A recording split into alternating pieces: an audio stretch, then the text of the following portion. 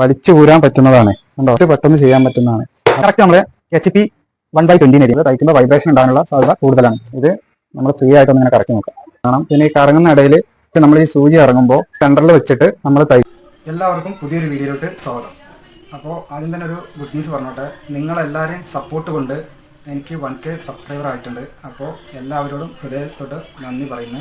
ഇനിയും നിങ്ങളെ സപ്പോർട്ട് വേണം. നിങ്ങളെ സപ്പോർട്ട് ഉണ്ടെങ്കിലേ നമുക്ക് ഓരോ വീഡിയോ ചെയ്യാനുള്ളൊരു ഇൻട്രസ്റ്റ് ഉണ്ടാവുള്ളൂ. അപ്പോൾ നമ്മളൊരു പുതിയൊരു വീഡിയോ ചെയ്യുകയാണെങ്കിൽ തന്നെ അല്ലെങ്കിൽ അപ്ലോഡ് ചെയ്യുകയാണെങ്കിൽ തന്നെ നമുക്ക് വളരെ ഒരു ടെൻഷനാണ്. ഇത് നിങ്ങൾ ഇഷ്ടപ്പെടുക എന്നുള്ളൊരു ടെൻഷനാണ്. നിങ്ങളെ സപ്പോർട്ടാണ് എന്നെ 1K ആക്കി തന്നതിൽ വളരെ സന്തോഷമുണ്ട്. പിന്നെ ഇന്നത്തെ വീഡിയോ നമ്മൾ ഒരു പുതിയ തയ്യൽ മെഷീൻ വാങ്ങാൻ പോകുമ്പോൾ, സാധാ തയ്യൽ മെഷീൻ വാങ്ങാൻ പോകുമ്പോൾ നമ്മൾ ശ്രദ്ധിക്കേണ്ട കുറച്ച് കാര്യങ്ങളുണ്ട്. അപ്പോൾ അത് ഞാൻ ഈ വീഡിയോയിൽ കറക്റ്റായിട്ട് പറയുന്നുണ്ട്. നിങ്ങൾ സ്കിപ്പ് ചെയ്യാതെ വീഡിയോ കാണാം, എന്നാൽ നിങ്ങൾക്ക് അത് വളരെ ഉപകാരപ്പെടും. എന്ന് വെച്ചാൽ ഓരോ കാര്യങ്ങളും ഞാൻ കറക്റ്റായിട്ട് പറയുന്നുണ്ട് ഫസ്റ്റ് മുതൽ. അപ്പോൾ നിങ്ങൾ വീഡിയോ സ്കിപ്പ് ചെയ്യാതെ കാണണം കേട്ടോ. നമ്മളിപ്പോൾ ഒരു തയ്യൽ മെഷീൻ വാങ്ങാൻ പോകുകയാണെങ്കിൽ 1, 2, 3 കടയിൽ നമ്മൾ കയറി റേറ്റ് ചോദിച്ചാൽ ചിലപ്പോൾ ചില കടയിൽ 200, 500 ഒക്കെ ഉണ്ടല്ലോ. 1000, 1500 ഒക്കെ ഡിഫറൻസ് ഉണ്ടെങ്കിൽ അവിടെ നമ്മൾ പറ്റിക്കുണ്ടോ എന്നുള്ളതും കൂടി നമ്മൾ അറിയണം. അതൊക്കെ ഈ വീഡിയോയിൽ ഞാൻ കറക്റ്റായിട്ട് പറയുന്നുണ്ട്. അപ്പോൾ സ്കിപ്പ് ചെയ്യാതെ വീഡിയോ കാണാം. എന്താ വെച്ചാൽ നമ്മളെ കയ്യിൽ നിന്നാണ് പൈസ, നമ്മളെ പോക്കറ്റിൽ നിന്ന് പൈസ എടുത്ത് കൊടുക്കുമ്പോൾ നമുക്ക് അവിടെ പോയി ഒരു ഷോപ്പിൽ പോയിരുന്ന് നമുക്ക് കാര്യങ്ങൾ ഒരു 1/2 മണിക്കൂറോ 3/4 മണിക്കൂറോ ചിലവാക്കി നമുക്ക് സ്റ്റിച്ചിങ് ചെയ്ത് കറക്റ്റ് ആണോ എന്ന് തൃപ്തി ആയതിനു ശേഷം മാത്രം നമുക്ക് ആ മെഷീൻ എടുത്താൽ മതി. നിങ്ങൾ വീഡിയോ കാണുക, നമ്മളെ സപ്പോർട്ട് ചെയ്യുക, സബ്സ്ക്രൈബ് ചെയ്യുക, ലൈക്ക് ചെയ്യുക, പിന്നെ കമൻറ്റ് ചെയ്യുക. പിന്നെ എന്തെങ്കിലും ഡൗട്ടുള്ള കാര്യങ്ങളൊക്കെ ഉണ്ടെങ്കിൽ വിളിച്ച് ചോദിക്കാം, കമൻറ്റ് ചെയ്ത് ചോദിക്കാം. അപ്പോൾ നമുക്ക് വീഡിയോയിലോട്ട് പോകാം. Thank you. അപ്പോൾ ഇതാണ് നമ്മുടെ സിംഗർ കമ്പനിയുടെ മെറിറ്റ് മെഷീന്.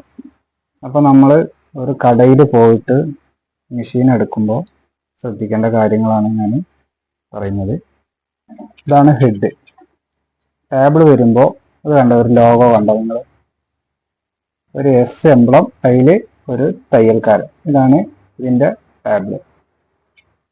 ഇനി ഇതിൻ്റെ സ്റ്റാൻഡ് വരുമ്പോൾ വേണ്ടോ, ഈ ഇൻസ്റ്റാളേഷൻ്റെ ഒരു ഇത് കൊടുത്തിട്ടുണ്ട്. ഇതിൻ്റെ അടിയിലായിട്ട് ഈ പേപ്പർ എടുത്താൽ ഇവിടെ സിംഗർ എന്ന് എഴുതിയിട്ടുണ്ടോ.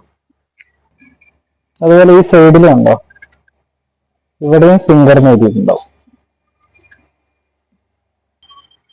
അപ്പൊ ഞാൻ പറഞ്ഞു തരുന്നത് എന്താ വെച്ചാല്, നമ്മൾ 2-3 കടയിൽ നമ്മൾ കയറി ഇറങ്ങും. അപ്പൊ നമ്മളവിടെ ചില കടകളിൽ നമ്മൾ ഒരു 1000, 1500 വിലക്കുറവുണ്ടെങ്കിൽ നമ്മൾ അവിടുന്ന് ചാടിക്കേറി എടുക്കും മെഷീൻ. അപ്പൊ നമ്മൾ ശ്രദ്ധിക്കേണ്ട കാര്യം എന്താ വെച്ച് കഴിഞ്ഞാൽ, അങ്ങനെ ഒരു 1000, 1500 രൂപ കുറവുണ്ടെങ്കിൽ നമ്മൾ അവിടെ പറ്റിക്കപ്പെടുന്നുണ്ടോ എന്നുള്ളതും കൂടി ശ്രദ്ധിക്കണം. ഇതാണ് ഒറിജിനൽ ടേബിളും സ്റ്റാൻഡും. നിങ്ങൾ കണ്ടില്ലേ, ഇതാണ് നമ്മളെ ലോക്കല് സ്റ്റാൻഡും ടേബിളും.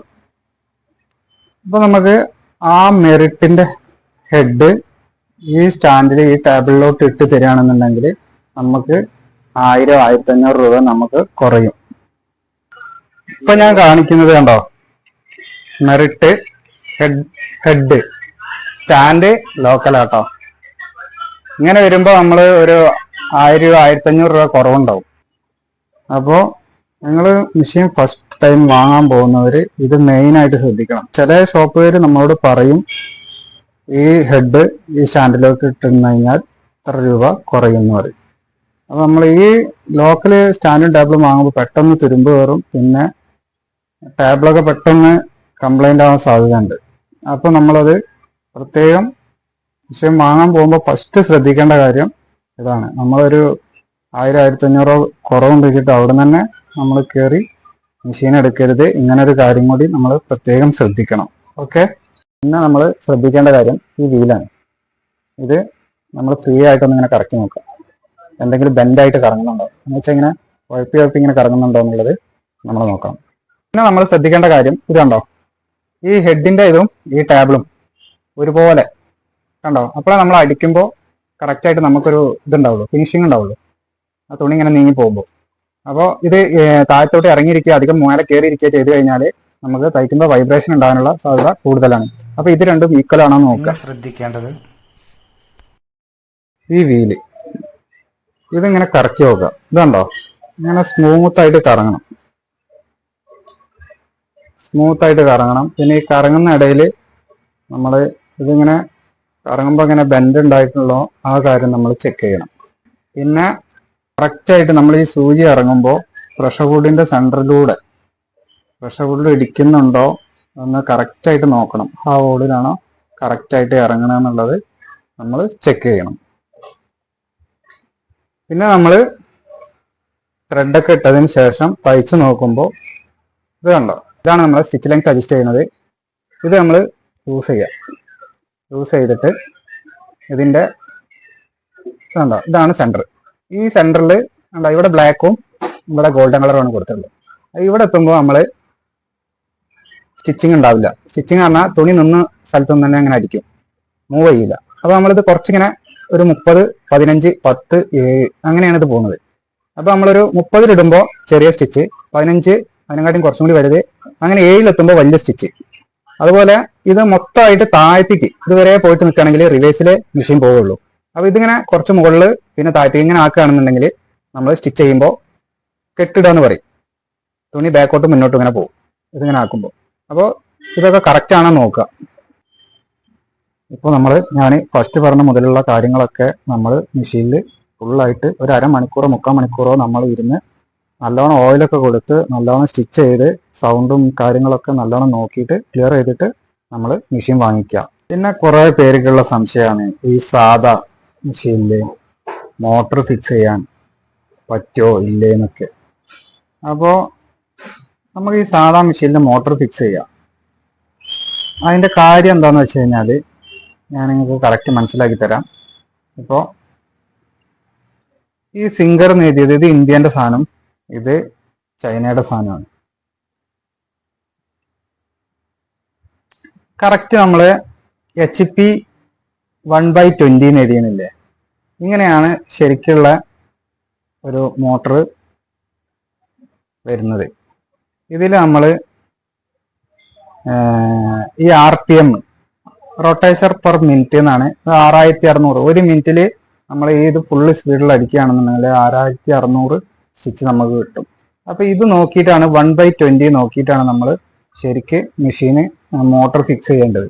ഇപ്പൊ ഇതിൽ കൂടുതൽ നമ്മൾ സാധാ മെഷീനിൽ വെക്കുകയാണെന്നുണ്ടെങ്കിൽ നമ്മളെ മെഷീന് പല പല സൗണ്ടും കംപ്ലൈന്റ് ഒക്കെ വരാൻ സാധ്യത കൂടുതലാണ്. ഈ ചൈനേൻ്റെ മോഡല് 100 വാട്ട്സ് എന്ന് എഴുതിയിട്ടുണ്ട് ഇവിടെ, കണ്ടോ? ഈ 100 വാട്ട്സ് എന്ന് എഴുതിയത് ഇത് കുറച്ച് സ്പീഡ് കുറവായിരിക്കും. അപ്പൊ നമുക്ക് ഇത് രണ്ടും വാങ്ങി ഉപയോഗിക്കാം. പക്ഷെ നമുക്ക് കുറച്ച് നല്ലത് ഈ 1/20 ആയിരിക്കും കുറച്ചും കൂടി നല്ലത്. അപ്പൊ ഞാൻ ഫസ്റ്റ് മുതൽ പറഞ്ഞ കാര്യങ്ങളൊക്കെ നമ്മൾ മെഷീൻ വാങ്ങാൻ പോകുമ്പോൾ ശ്രദ്ധിക്കുക. നമ്മൾ കുറച്ച് നേരം കടയിൽ പോയിരുന്ന് സ്റ്റിച്ച് ചെയ്ത് നോക്കിയതിന് ശേഷം മാത്രം വാങ്ങിക്കുക. പിന്നെ ഇതുപോലെ 2 കളറുള്ള മെഷീൻ ഉണ്ടാവും. അപ്പോൾ അതിലൊക്കെ കുറച്ച് ഡിഫറൻസ് കാര്യങ്ങളൊക്കെ ഉണ്ടാവും. അപ്പോൾ അതിൽ റേറ്റും അങ്ങോട്ടും ഇങ്ങോട്ടും കുറച്ച് കൂടുതലുണ്ടാവും. ഇതിലിപ്പോൾ എന്ന് പറഞ്ഞു കഴിഞ്ഞാൽ ഇത് നമുക്ക് വലിച്ചു ഊരാൻ പറ്റുന്നതാണ്, കണ്ടോ? വലിച്ചു ഊരുന്നതാണ്. ഇതിൽ നോക്കുകയാണെങ്കിൽ നമ്മൾ ഇവിടെ പൊക്കിയിട്ട് പെട്ടെന്ന് ചെയ്യാൻ പറ്റുന്നതാണ്. അപ്പോൾ അങ്ങനെ കുറച്ച് ഡിഫറൻസ് കാര്യങ്ങളൊക്കെ ഉണ്ടാവും.